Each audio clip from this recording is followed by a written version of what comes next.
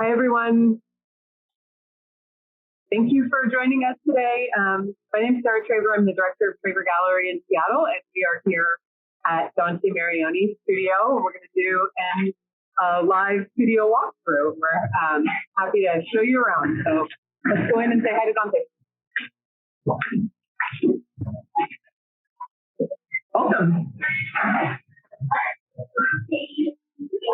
This is Dante Marioni. I think most of you probably are familiar with his name and his art.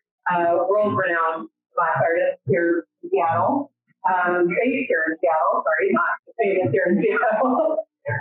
Dante has been working in glass since you were 15 and has been showing with our gallery since, well, first solo show in 1987, but first in the gallery in 1985. And we have a show up right now, which we're going to do a live, in-person walkthrough of tomorrow. Hopefully you can join us for that. We are here at his studio in Wallingford. Sorry, it's a little loud because we're right next to the hot shop. So take a look.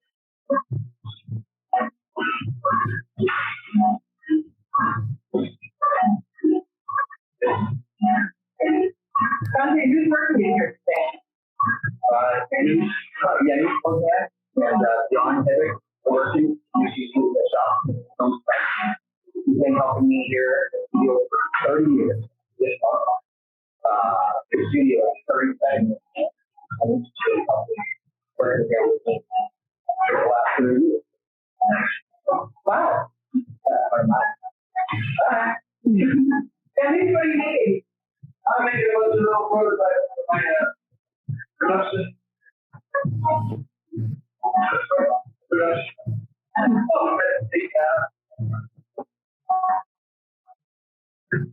So Dante, this is where you go to your work. All of it? Yeah, in the past I used Basement Work Studio. It's really big things. Now we make everything. So I just work here.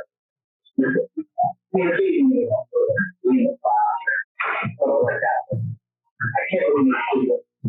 Because I'm very good at studio as well. Yeah, same. I mean, I have seen Leo work here. The US work here. Yeah. I don't know if you necessarily really easily will take that class to for me, I can't do high quality work. And you guys do everything here. You pull paint here, Okay, we both make stuff that has paint in it. So we spend a lot of time pulling paint in the driveway. When it's raining, we pull down holes. We have it down to kind of science. How to do it depending on the point. So this studio is only 450 square feet, and I'm limited to it. I can't stand for the stage at all. We got to innovate and there's a few little modifications that we've done over the years that enable us to do more. For example, on the story hole, a furnace door, another door, and a tiny little door. Furnace that we heat from, which is not the same as two door holes. It's pretty fun. And that's really what I ever made. I here. The thing was actually some of the work I made on King Street Eventual Marks. I haven't made that stuff in a long time. So, what's the story with this building? It's a pretty unique thing. This building was a telephone exchange. And in 1979, my father and I, and we came up here from California. And Dad needed a big studio space, so we moved into the building having to buy it. But it's the view that only is very fresh. So, artists, yeah. So, Ken Gardner, Cola, myself, the writers, ceramic artists that all have space. I have this space that where I stuff.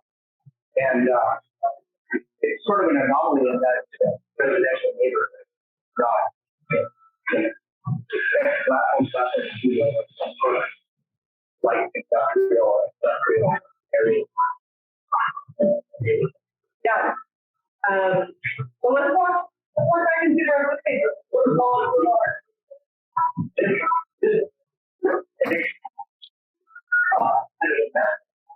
but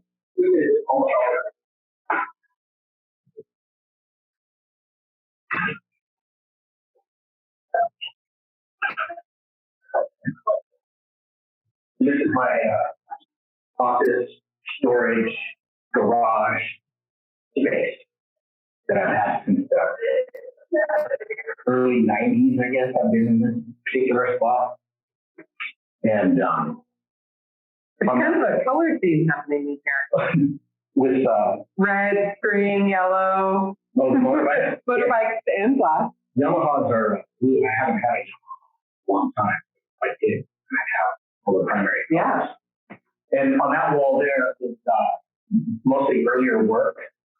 And for people that aren't familiar with what I have done or what I do, I basically made my way in the world making this work that was really just about form and color. But the color was almost an afterthought to me because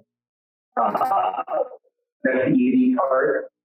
Those spaces are essentially squeezing it out too.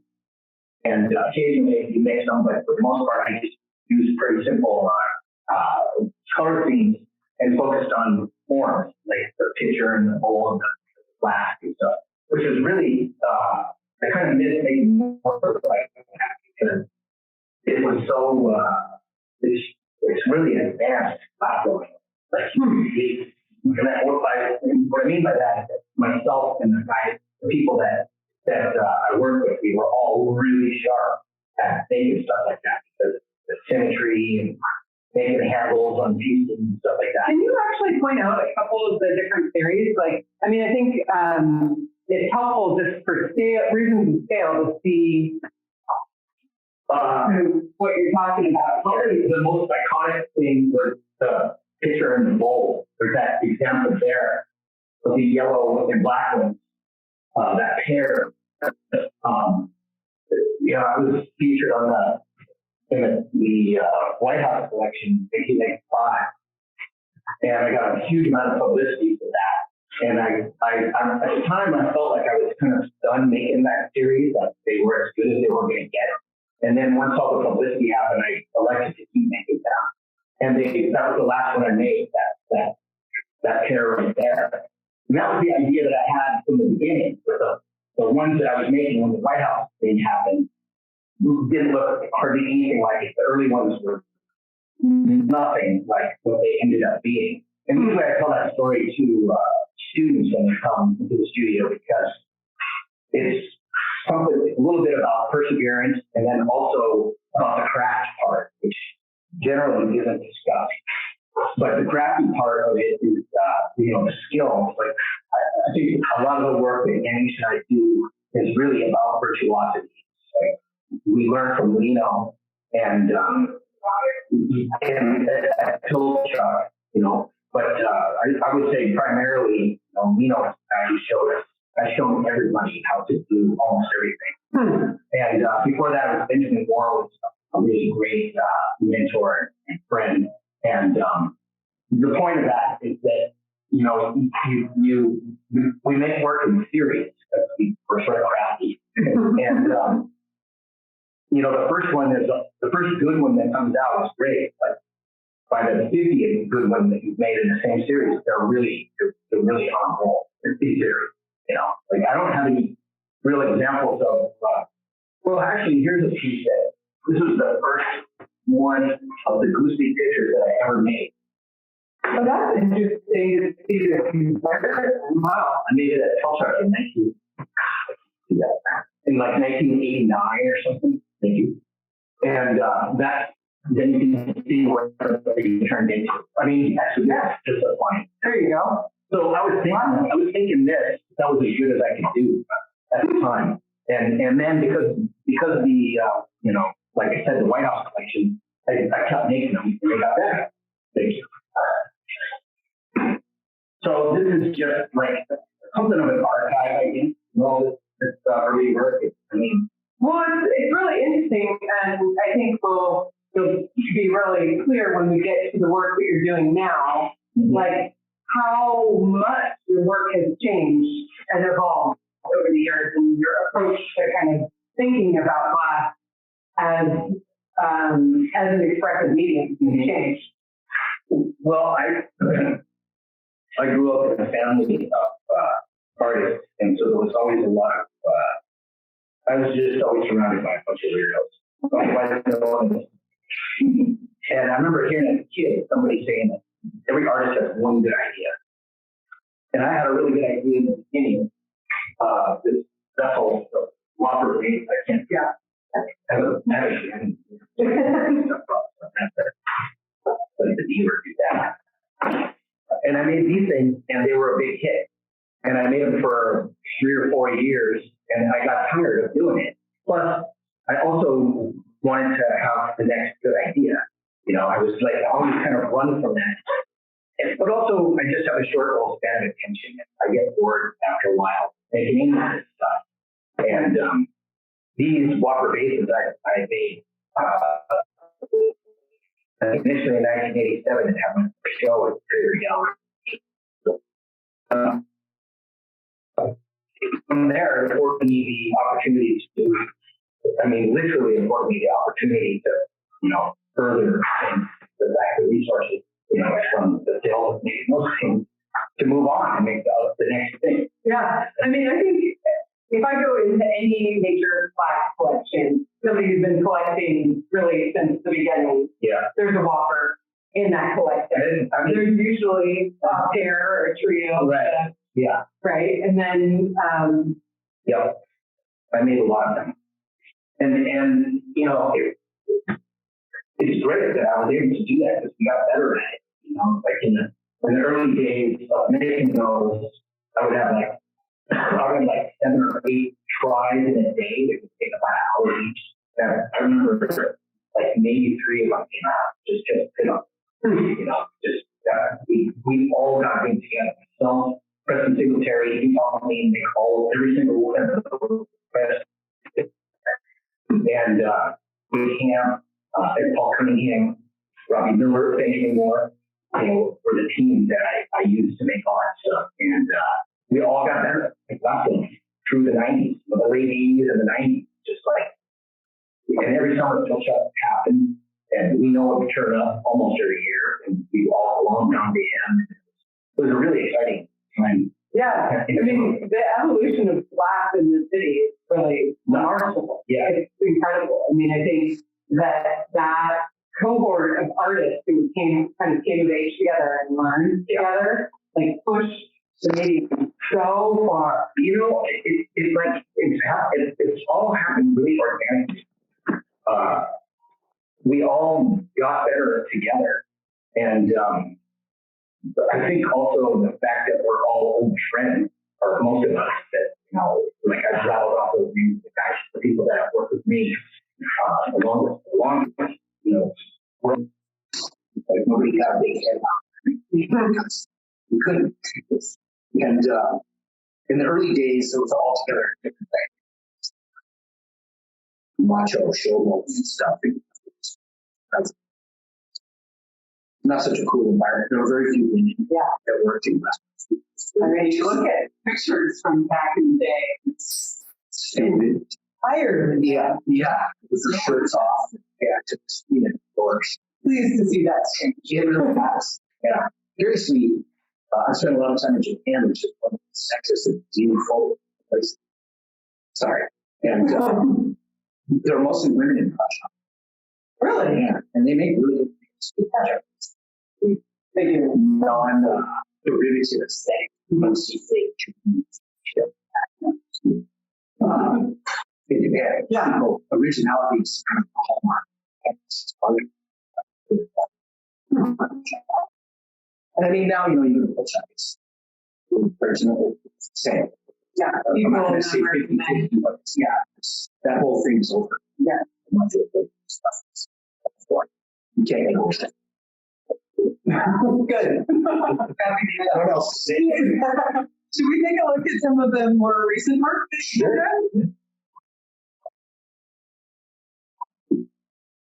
did? I mean, I used to make my classes never. And the way we do it is, like in the morning, every day that I work, I'd make a few of these. See, it's just the top of the cup. And then they pile up on the floor. And usually at Christmas time or maybe in the summer or both, at the end of the season, summer, I would spend a couple of days putting them all together and doing this, finishing all that stuff. It's like, it keeps it's a good way to learn how to blow glass. It was also a good way to figure out what looks good, the proportion of like how the foot is to the bowl and all that stuff. So it's always, now there's tons of people that are really good at it. In the early days, I was one of the only ones because nobody else spent the time to do it. And now I don't do it anymore, which is kind of too bad, but I can. I just haven't lately. Then the most recent objects that we, I don't know, 15 years ago, I started to embrace pattern. Prior to that, doing the solid colored work, like I was talking about, was my focus. And then, for whatever reason, I started to embrace the pattern and the obviousness of glass, as it says in media, like transparency and stuff like that, because that never really interested me. The early works were all about being good at glass blowing forms. And I still really like that and see it. Somebody else's, but I started to, early on, I made the first thing that I did was Marioni acorns. It was just entirely about pattern. I mean, it's about an acorn too. To me, it's about nothing. It's not metaphorical or anything. I just thought of, I didn't make an acorn, a long glass acorn, somebody else was doing it. So I did it first. And I made the red cello pattern. Tali Patriot was here working in the studio. He did in the past, he would use the shop to make smaller things. And he encouraged me to learn how to make cello. And I remember telling him, I was like, I don't want to spend the time to learn how to do that because it's so difficult to do it right. That's the only way to do it, is to do it right. There are only good ones, shitty, bad ones. There's no way between. And I was like, I remember telling him, I said, I don't want to go through all this trouble just to make some dragon stem goblet. I don't have an idea. I'm not going to use the red cello for anything. And then I had an idea. And I started to embrace it. He walked me through making red cello, plus I watched him. And in time, I started to move away from just making red cello. Moved into all the other patterns that I have to I keep one of these around. It's a visual aid for how and to do so, you have to pull a whole bunch of canes that are perfectly the same diameter. This is about 60 of them. And then you lay them out and pick them up onto a blowpipe and make this cup. And you can see it has a hole in the bottom. And then this cup goes into an oven. And I pick up the same number of canes and twist them the opposite way. And then at the appointed moment, I lower the pipe into this thing. And if you do it right, you trap a little bubble in between. It makes a crisscross pattern. You trap a little bubble. And you can see that this, or maybe you can't, but it has a little bit of texture to it. And that's one of the hard parts of doing it, is that you can't overcook it so that it gets smooth. Otherwise, you get no bubble. And if you don't do it right, you can also get a whole row of bad bubbles. I do probably 50% of these come out good. If I ever gloat, I do worse, so I'm careful. But there was, I've told this story lots of times, but in 2002, there was a museum in Copenhagen, in Denmark. There was a giant collection of Reticello that was presented to King Carl in 17 or something like that. I can't remember. And the museum there said they wanted to have a contest, a Reticello contest. And they put the word out. And I knew the curator at the time, and I said, you should, put the word out, but have the contest in a couple of years so people can practice, because otherwise I'm going to whip everybody's ass. And I did. And they've never had the contest to do, so I'm still considered the world's best. Yeah. World's best Reticello. I don't know if it's true or not. Anyways, so I started going to town making patterns. It's really morphed into doing these other things. There's so this idea of like how you can use that has evolved. Well, yeah, but that's specific to the Reticello. I have this book here. This is Tapio Verkala, one of my all-time favorite. I guess he'd be considered a designer more than an artist. This is a piece I've seen two of them, both I saw in the National Gallery in Australia, and then one in the Museum of Modern Art in New York, upstairs with the helicopter and the Ferrari design part. And it's just such an emotively beautiful object. It's laminated birch wood that creates the veins of the leaf. And I thought to myself, after looking at this, after I got the book, I was like, if I laid this pattern out like that in glass stripes, two of them side by side, and picked it up and made a piece that I flattened, it would create that moire effect. And I was correct on the first try. And I don't know if I have this here, but whatever. This is morphed into this one that has a zigzag. So this idea that I got for this, a pattern, and the way it works in glass, was entirely from a piece of wood. And I continue to make work in this fashion. I did. I wanted to make something that was even more leaf-like. And this was really quite a complex process. It took the collective brain power of myself, Lino Telepetra, and Janusz to figure it out. And I actually am the one that figured it out in the end. But to create the wavy line, make it look like a leaf was really a tricky thing to do. And I can explain that. I have visual aids over there. And then since this piece, from here, I think this is the last thing I did, that series, before I started to do these days, which I don't really remember exactly what it was that specifically that inspired it, but I knew that if I knew it would come out.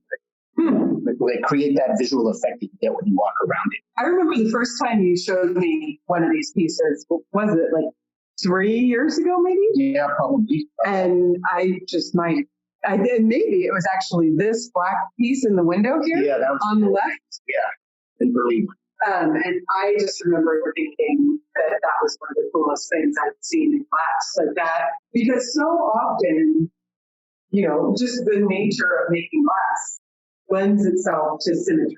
That's right. Right? And like to see you create this symmetrical form with canes that are not symmetrical and like that cookie pattern, but then the optical effect of the layers of glass and that moire effect that you get was just incredible.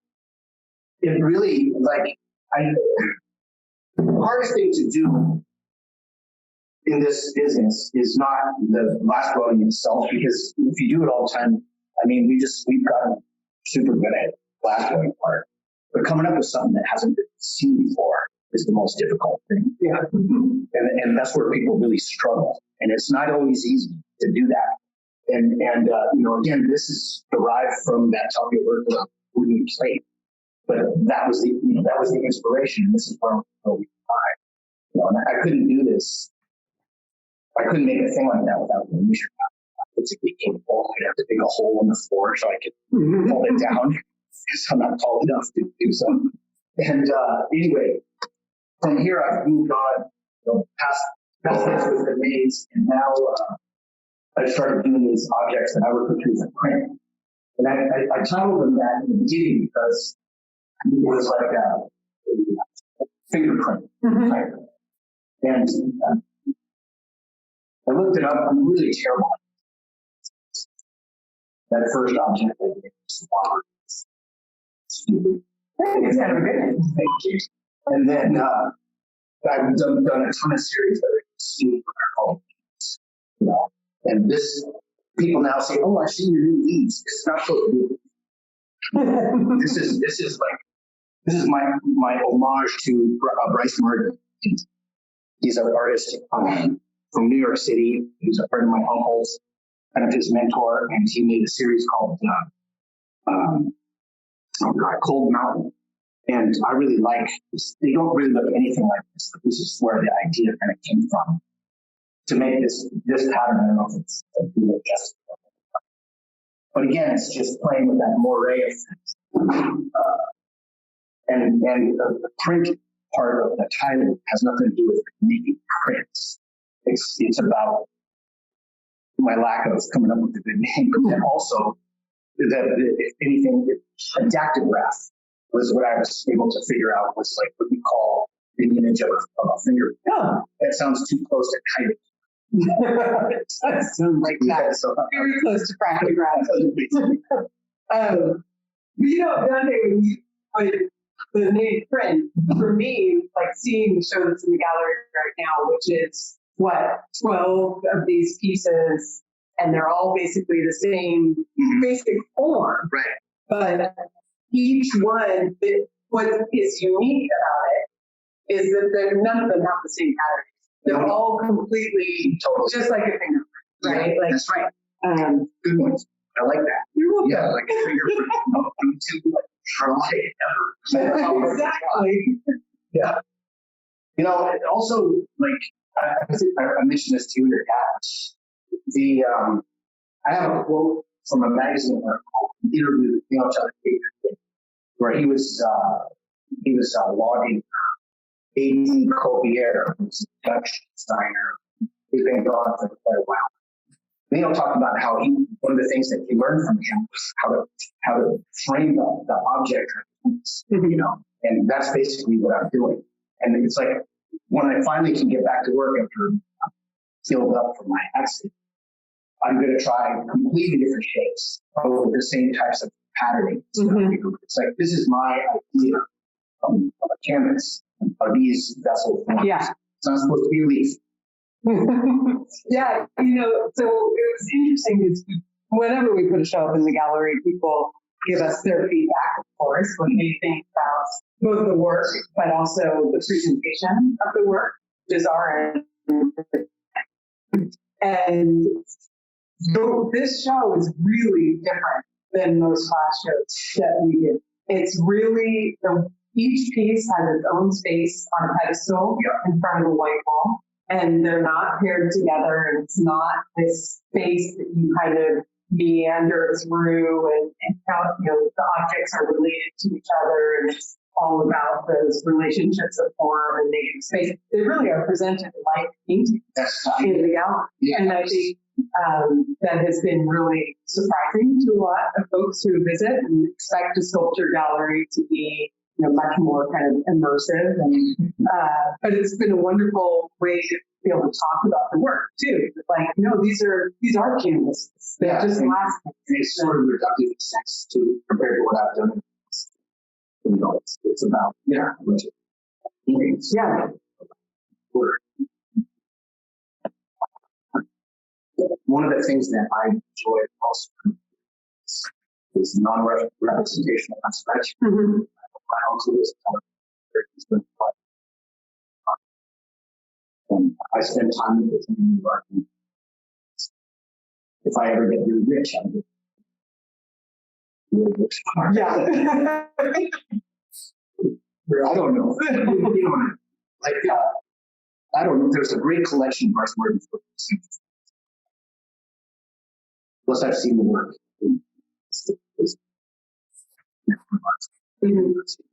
And it's strange that it's come to this, but it's happened organically. You know, like early on, there was I saw a show in 1983 in Seattle on a photo gallery. They were by artist Jamie Carpenter, who's like the founder of Project School. And Jamie's kind of a designer. I think he operates not.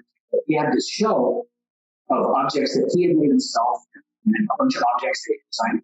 That's like this mishmash of things. And it was so interesting and entertaining to somebody, a teenager with a short span of attention. And I always kind of made shows sort of like that, except for my first one I had actually where it was just a longer basis. And now this one. And in between the last 30 plus years, I've made stuff, exhibitions that had like, here's one of these, here's one of those, here's one of those. And I don't think it hurt my career. I've done okay, but it just really was inspirational to see that show in 1983 of Jamie Carpenter. And for the variety. Yeah. And the stuff that I'm doing now, the show that's a favorite variety, a lot of the same. Right. Well, there's a huge amount of variety in the pieces. The forms are consistent. The forms are pretty consistent. I mean, I don't spend a huge amount of time really thinking about whether they're going to be, or what the various variations are going to be while we make each object. There's a lot of variables. Sometimes glass is a little colder in the morning than day one glass. Maybe a bigger one. Other times I'll blow it up bigger and make a wider one. And that's something that actually I'm going to explore when I get back to work. I use a place that has a lot of vertical so I can make wide shapes, not just not be limited to because I'm a vertical thing. Yes. Yeah. You should have both of us tall skating. The showers. So we've been talking about this patterning and how you kind of are approaching this canvas, but it's a really complicated and involved process. Can you walk us through how you're doing that? We start by pulling the line. This is all left over from before this. I stopped blowing glass in the beginning of the summer, and generally I'd be back to work, but since my accident, I'm not. And we pull these canes. There's nothing fancy about them. They're just a piece of black with some white over it and a couple of dips of clear glass. And then they get chopped up and made into a rondelle.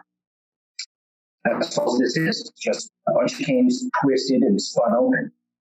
I have to make about 6 or 7 of these, which means I can probably make 6 or 7 in a day.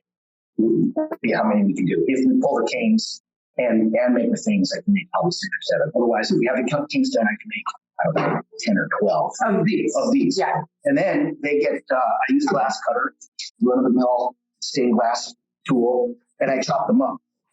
These are a bunch of scraps I put out here for show because I don't have anything really good to show yet. And then this is where the art happens.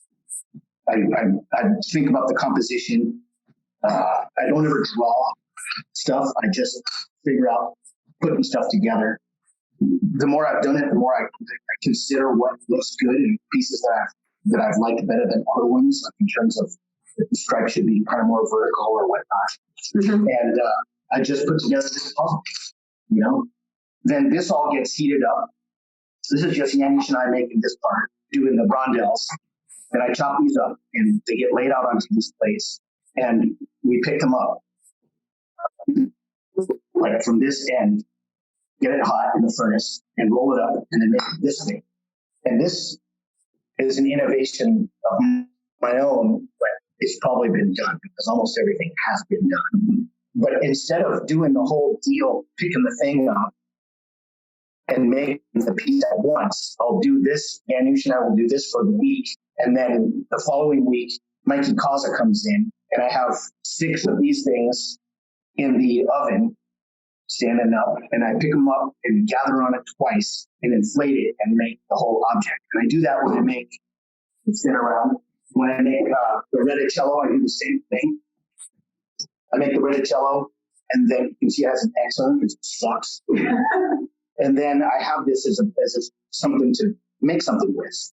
And Janusz and I refer to it as a seed, for lack of a better term. And I do the same thing when I make big leaf patterns. You know, the plate gets picked up and made into one of these.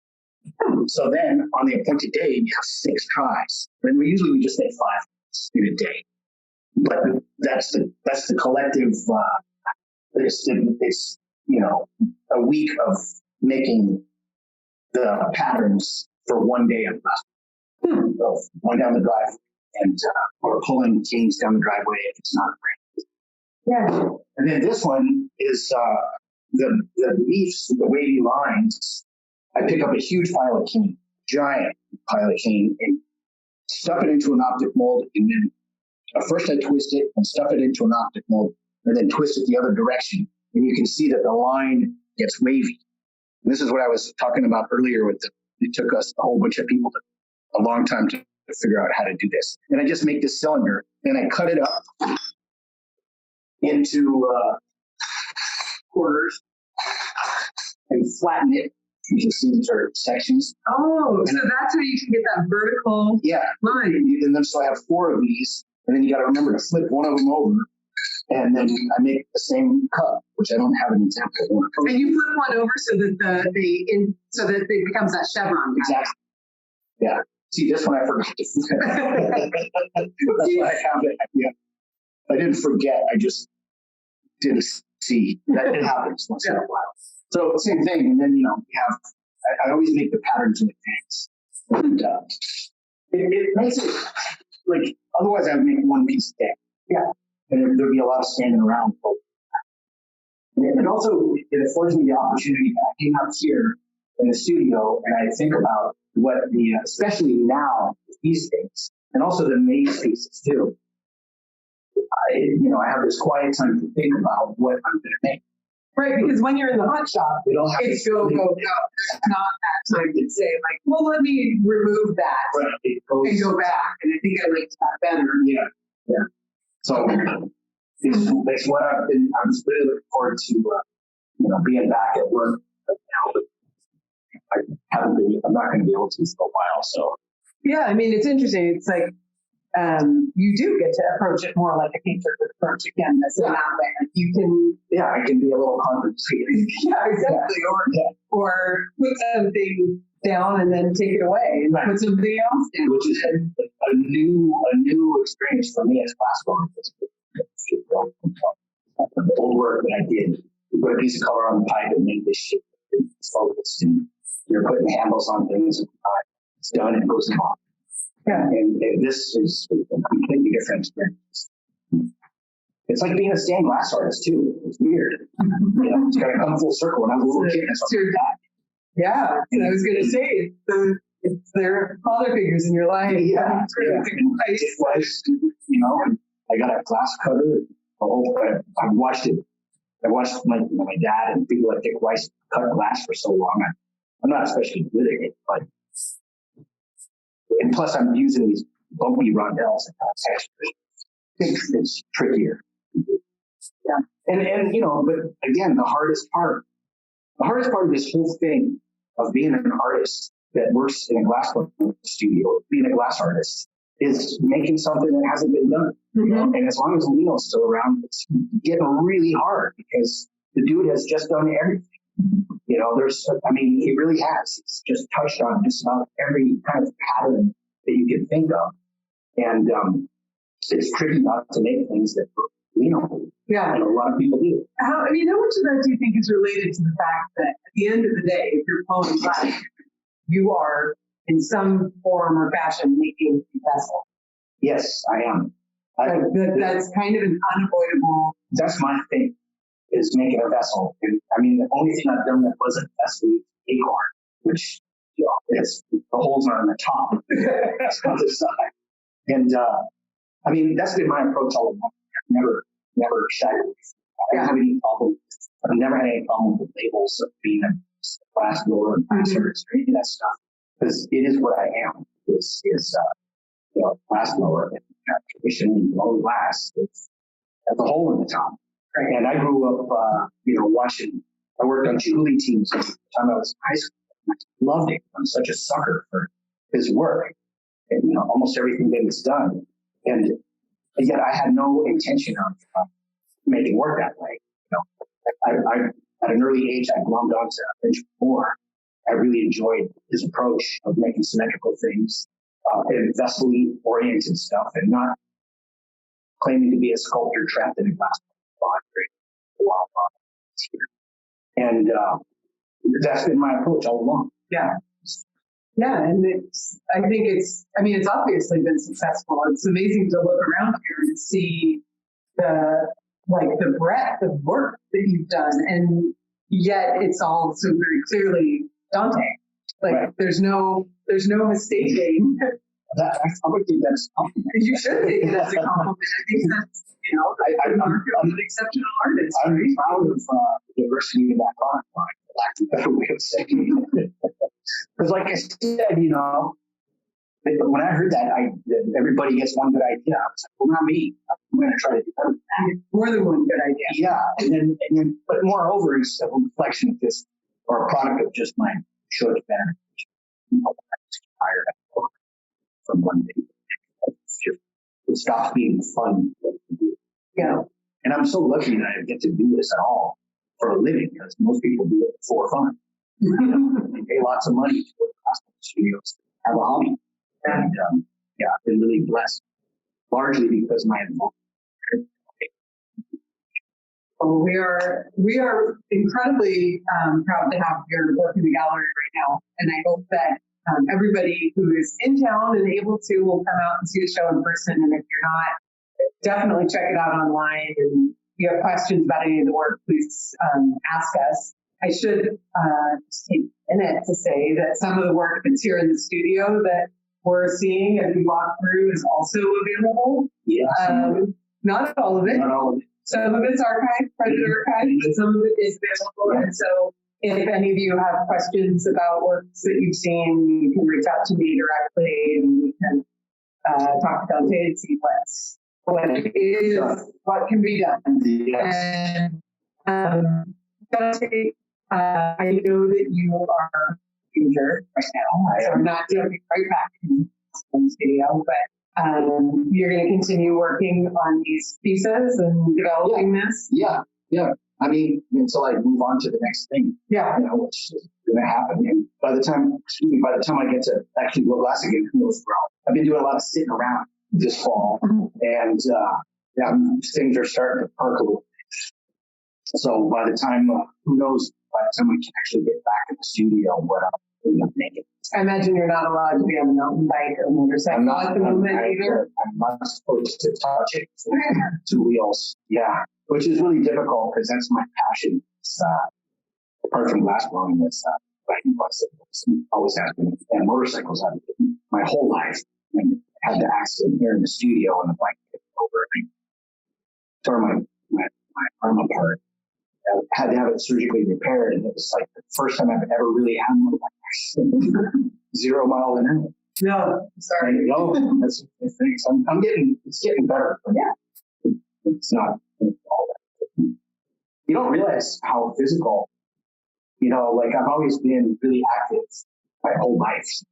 And then glass blowing. And you don't realize what it takes until you can't do it. The idea of like picking up a blowpipe and gather glass of any weight at all. It's just so out of the question for the time. I've never had a setback like this. And hopefully it's going to get better. Otherwise, it's going to be the last show that so no. No. We'll be ending up. Yeah. But we're not. That's not going to happen. No. Well, I think we have a few minutes left. I don't know if we want to open it up for questions. And in the meantime, maybe you can show us your motorcycles.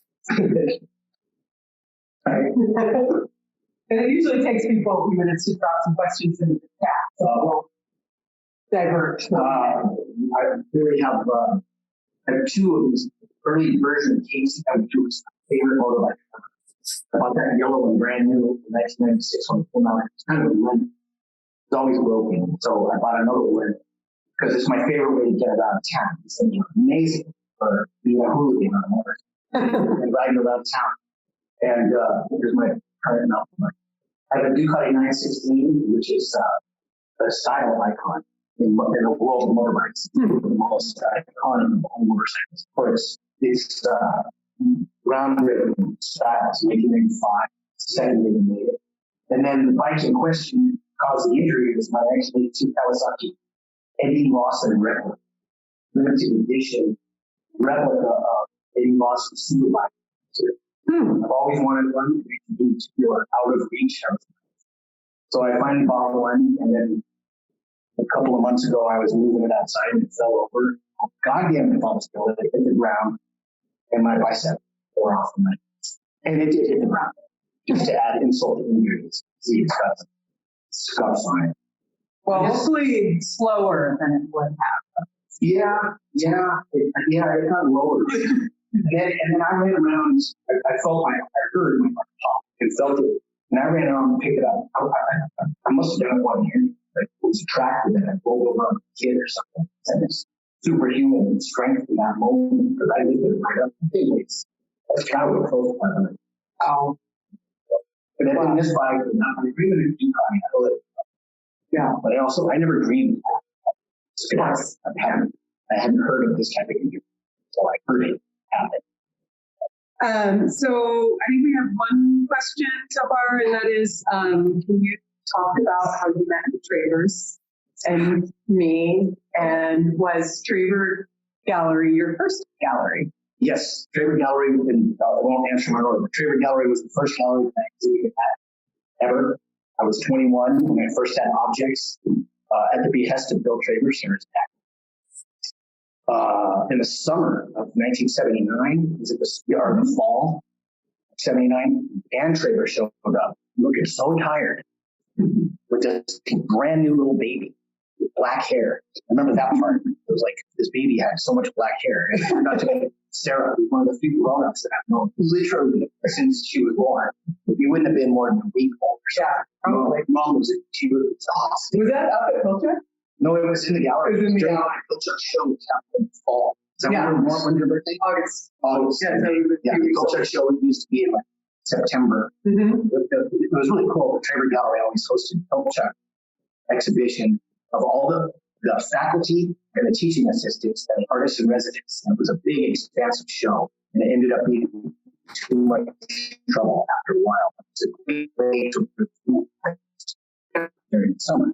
So I was always going down there from 1979 on, because I would go with my dad down to see River with Shelley pretty much every month. I would say I would go there on first Thursday.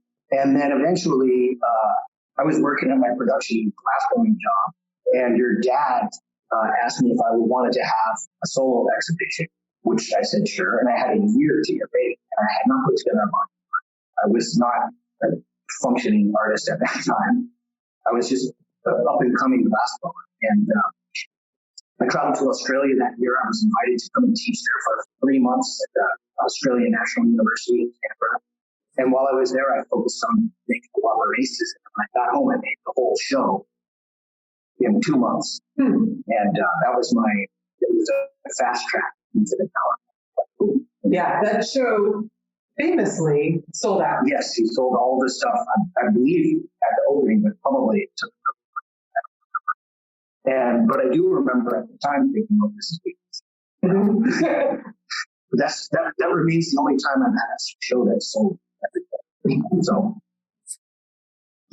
we have, I think my pop said this in the Zoom talk that we did the other night, that you've been a huge part of the gallery and the growth of the gallery and the success of the gallery over the years. And it's it's a reciprocal arrangement. Yeah. There's a handful of artists that I have the extreme privilege, I think, to get to represent that really kind of have shown at the gallery since the beginning of the gallery. Yeah. And that's pretty exceptional. It's I feel pretty lucky about the whole thing. It's like home. Yeah. And you guys have always had the best stable. Always holes in everybody's lineup and favorite actors. For whatever that's worth. I think we have, I'm going to just step back here and read this other question. Okay. This is from Ian. With Lino retiring, what are a couple of influences or inspirations that you've embraced of his and further developed and maybe personalized in your own work?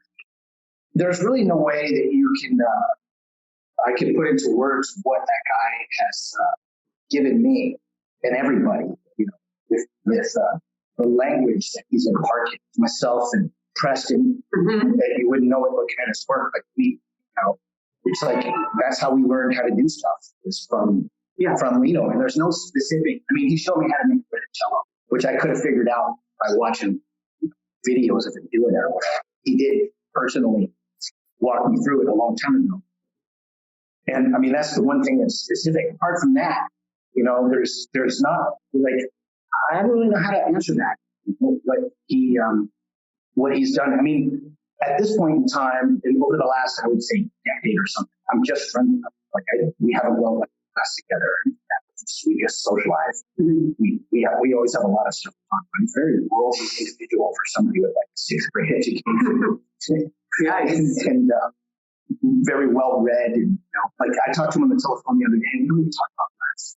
You know, it's like it's morphed into something else. He's like a grandpa. Yeah, family or something. And but he did, you know, show us all the way. I mean, if there was anybody, let's leave it at that.